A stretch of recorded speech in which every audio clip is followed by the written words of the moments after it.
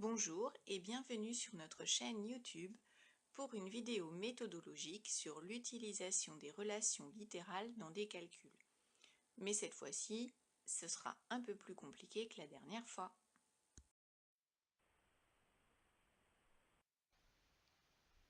J'ai choisi un énoncé d'optique avec un exercice de réfraction. Nous avons un rayon lumineux qui atteint la surface d'un presse-papier en cristal, presse-papier placé dans l'air, avec un angle d'incidence alpha égale 55 degrés. Le rayon réfracté va former un angle delta avec la normale au dioptre de 27 degrés. Ce que nous allons chercher à déterminer, c'est la valeur de l'indice de réfraction du cristal. Comme bien souvent en optique et dans les exercices de physique, je vous conseille de faire un schéma ou un dessin qui va clarifier l'énoncé. Sur ce schéma, vous allez indiquer les différentes grandeurs physiques que vous connaissez et ce que vous cherchez. Voici donc la situation la plus simple avec un presse-papier de forme géométrique. J'ai choisi comme surface d'incidence la surface supérieure gauche, c'est là que le rayon incident va venir frapper le presse-papier. En pointillé, vous voyez la normale au dioptre, donc il y a beaucoup de vocabulaire. Si tout cela n'est pas très clair, revoyez les vidéos sur les rappels d'optique et sur la réfraction sur notre chaîne. J'en reviens à mon schéma où se trouve donc en pointillé la normale au dioptre, c'est-à-dire la normale, la droite perpendiculaire à la surface qui sépare les deux milieux d'indices différents que la lumière va traverser. La lumière traverse l'air et le cristal. J'ai codé la figure avec le petit signe qui vous indique que cette droite est perpendiculaire au plan de la surface de séparation. Le rayon incident forme un angle alpha avec la normale au dioptre et le rayon réfracté forme un angle delta avec la normale au dioptre. Qu'est-ce que je connais d'autre? La valeur de l'indice de réfraction de l'air qui est de 1. L'indice du cristal, par contre, lui, je ne le connais pas et je le cherche. Je connais aussi les valeurs des deux angles alpha et delta. Je vous déconseille de le noter sur la figure, ça risquerait de la surcharger, mais plutôt de le noter à côté comme ceci. Et aussi d'inscrire ce que vous cherchez.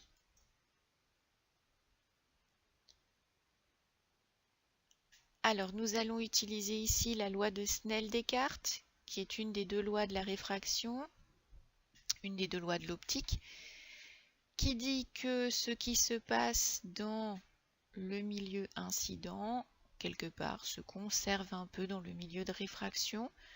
Donc le produit de l'indice de l'air, le milieu incident, par le sinus de l'angle formé par le rayon incident et la normale au dioptre, sera égal à l'indice de réfraction du cristal multiplié par le sinus de l'angle de réfraction du cristal. Et là, vous êtes perdu, mais ça s'affiche maintenant. La voici. L'indice de réfraction de l'air est égal, multiplié par le sinus de l'angle alpha, est égal au produit de l'indice de réfraction du cristal multiplié par le sinus de l'angle delta. Ce que nous cherchons, c'est n du cristal. Mais on n'a pas l'expression littérale n cristal égale avec les choses que l'on connaît.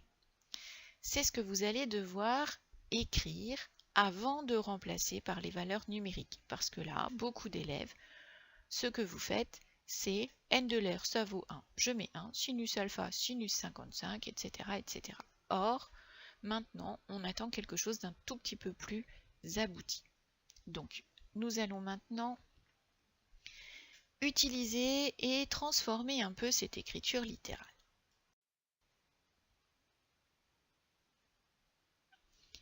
Donc, nous avons l'expression littérale de la loi de Snell-Descartes. Mais n du cristal est multiplié par sinus delta.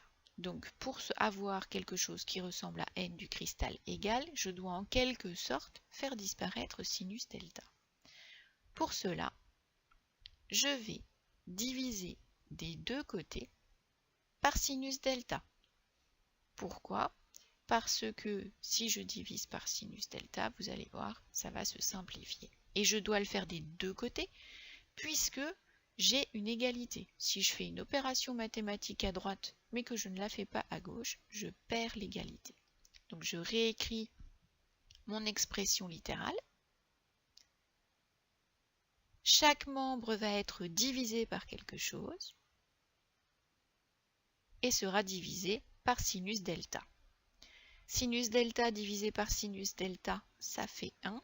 De la même que si je divise 4 par 4, ça fait 1. 6 par 6, ça fait 1. 3 millions par 3 millions, ça fait aussi 1. Et non pas 0 comme on peut le lire trop souvent. Et j'obtiens donc une expression littérale qui va être de la forme n de l'air multiplié par sinus alpha, le tout divisé par sinus delta, est égal à l'indice de réfraction du cristal. Je connais alpha, je connais delta, je connais n de l'air. Je vais maintenant pouvoir passer à l'application numérique qui va me permettre de trouver la valeur de l'indice du cristal.